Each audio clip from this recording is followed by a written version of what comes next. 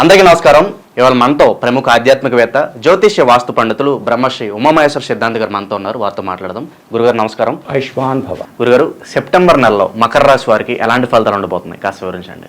మకర రాశి వారి మీద గురుగ్రహ దృష్టి ఉంది,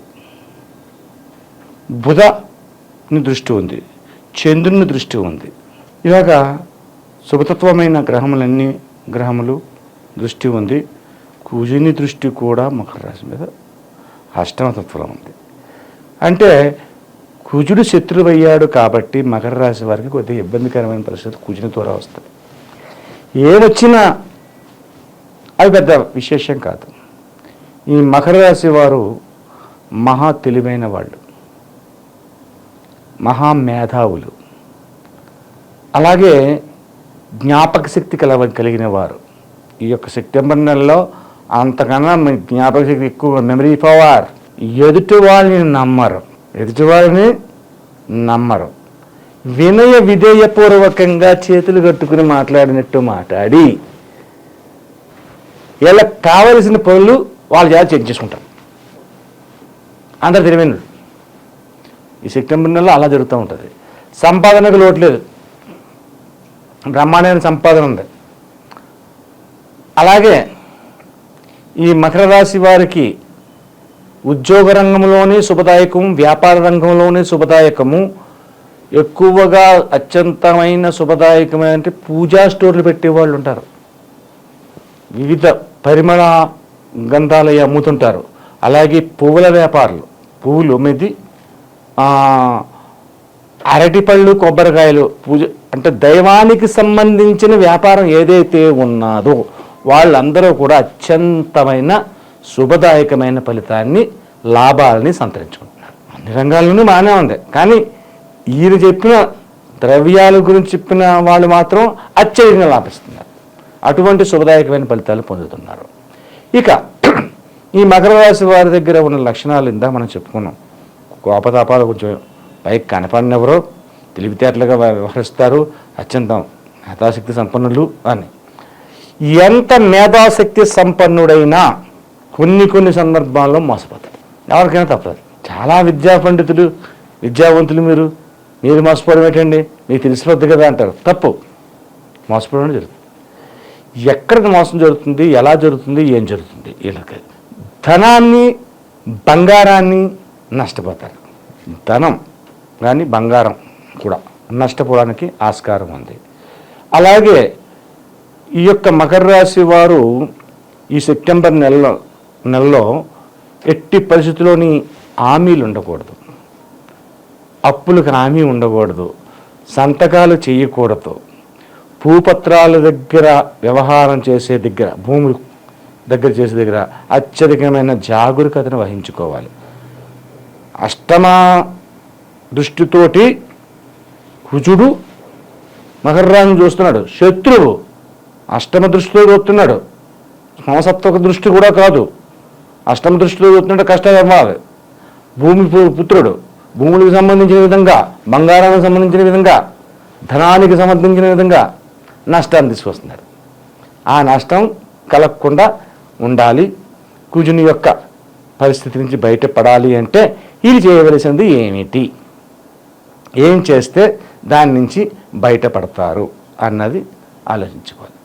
ఈ యొక్క విధానంగా ఉన్నంటే మకర రాశి అనగానే గంగామాత, మకరం అంటే మొసలి, గంగాదేవి వాహనం ఎవరు? మొసలి. కాబట్టి గంగాజలాన్ని సంపాదించండి. గంగాజలం అంటే ఓ బకెట్టెడు చూడంటే ఎవరో చాలేరు. కాశీకి వెళ్ళి వచ్చిన వాళ్ళ దగ్గర గంగ ఉంటుంది, ఎంతో కొంత ఉంటుంది. పరిశోధించండి. గంగాజలాన్ని కొద్దిగా ఈ మాత్రం ఉన్నా తీసుకోండి. కొంతమంది పూజా స్టోర్లో గంగాజలం అమ్ముతున్నారు అని అంటారు, అది గంగాజలం కాదు. కాబట్టి అది కాదు. కాశీకి వెళ్ళి వచ్చిన వాళ్ళ దగ్గర గంగాజలం ఉంటుంది. ఆ గంగాజలాన్ని తీసుకోండి. తీసుకుని ఆ గంగాజలంలోని మామూలుగా పాలు, పెరుగు, తేనె, నెయ్యి ఇవన్నీ పడకెళ్తారు. దాటితో కూడా పన్నీర్ అనేది ఉంటుంది, రోజ్ వాటర్. అది ఆ రోజు వాటర్లో ఈ గంగాజలాన్ని మిక్స్ చేయండి. ఈ గంగాజలాన్ని మిక్స్ చేసి అభిషేకాన్ని చేయించినప్పుడు ఈ గంగాజలాన్ని కూడా అభిషేకం చేయించండి ఈశ్వరుడికి. ఎప్పుడైతే ఆ అభిషేకానికి అలా జరుగుతుందో పళ్ళ జ్యూసులు కూడా కంపల్సరీ. ఫ్రూట్ జ్యూస్ అని ఒక 5-6 రకాలు, ఎన్ని రకాలు ఉంటే మీకు పట్టుకెళ్ళి 10 రకాలు పట్టుకెళ్ళండి. అది చేయించండి. అది చేయించి మారేడు పత్రిని పట్టుకెళ్ళండి. మారేడు పత్రిని కూడా అష్టోత్తరంలో ఉపయోగించండి. అభిషేకం అయిన తర్వాత హారతి ఇచ్చారు, అభిషేకం అయిన తర్వాత అష్టోత్తరం చేస్తారు. అష్టోత్తరం చేసిన తర్వాత హారతిస్తారు. ఆ తర్వాత శివాలయానికి బయట వచ్చి కూర్చుని ఓ 10 నిమిషాలు 20 నిమిషాలు అలాగా శివనామస్మరణ చేయండి. రామనామస్మరణ కొన్ని ఆటలు చెప్తాం, ఇక్కడ శివనామస్మరణ చెప్తాను. శివనామస్మరణ చేయండి. ఓం నమః శివాయ, హర హర మహాదేవ, శంభో శంకర.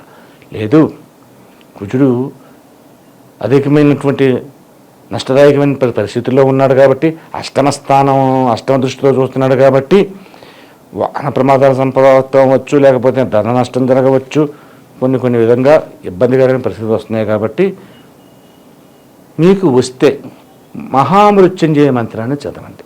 ఓం త్రయంబకం యజామహే సుగంధిం పుష్టివర్ధనం ఉర్వారుకమివ బంధనాత్ మృత్యోర్మృత్యయ మామృతాత్ అని ఇలా నెమ్మదిగా చదవాలి, గబగబా చదవకూడదు. నెమ్మదిగా చదివి ఒక 10 నిమిషాలు 20 నిమిషాలు ఆ మంత్రాన్ని చదవండి. రాలేదు, సెల్లో లోడ్ చేసుకుంటూ వచ్చేస్తుంది, అది రాసుకోవచ్చు. ఇదేం పెద్ద 4-5 లైన్లు ఉన్న మంత్రం కాదు, చిన్నదే. ఓం త్రయంబకం యజామహిం సుగంధిం పుష్టివర్ధనం ఉర్వారకం బంధాత్ మృత్యోర్మృత్యయ మామృతాత్, అంతే. అది చెయ్యండి, ఆ మంత్రాన్ని చదవండి. ఆ తర్వాత 10 నిమిషాలు కూర్చొని వచ్చేయండి. తదుపరి సోమవారం, ఈ యొక్క సెప్టెంబర్ నెలలో ఎన్ని సోమవారాలు అయితే వచ్చాయో అన్ని వారాలు ఈశ్వరుడికి ఈ రకంగా చేసుకుంటూ వెళ్తే ఈ యొక్క మకర రాశి వారికి ఆపదలు అనేవి దరిచేరు. అలాగే వ్యాపార రంగంలోనే శుభదాయకము, ఎక్కువగా అత్యంతమైన శుభదాయకమైన అంటే పూజా స్టోర్లు పెట్టేవాళ్ళు ఉంటారు, పరిమళ గంధాలు అమ్ముతుంటారు. అలాగే పువ్వుల వ్యాపారులు, పువ్వులు అమ్మేది, అరటిపళ్ళు, కొబ్బరికాయలు, పూజ అంటే దైవానికి సంబంధించిన వ్యాపారం ఏదైతే ఉన్నదో వాళ్ళందరూ కూడా అత్యంతమైన శుభదాయకమైన ఫలితాన్ని, లాభాలని సంతరించుకుంటున్నారు. సెప్టెంబర్ నెలలో మకర రాశి వారికి ఎలాంటి ఫలితాలు ఉంటాయో, అలాగే వారు చేసుకోవాల్సిన పరిహారాలు తెలియజేసినందుకు ధన్యవాదాలు గురుగారు. ఆయుష్మాన్ భవ.